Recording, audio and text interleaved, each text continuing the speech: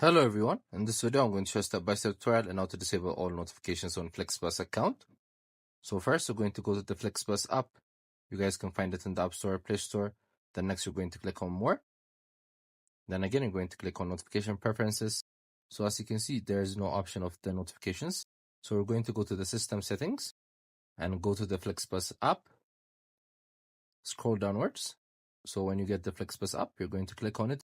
Then click on Notifications. So as you can see, there is the allow notifications option. You're going to turn it off.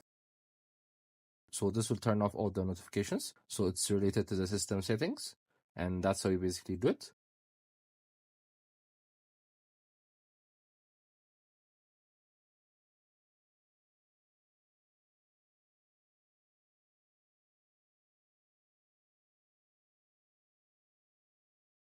Make sure to also check our other videos as we've been posting daily. I hope you guys like this video. Subscribe for more, like for more, share for more. I hope to see you again. Goodbye.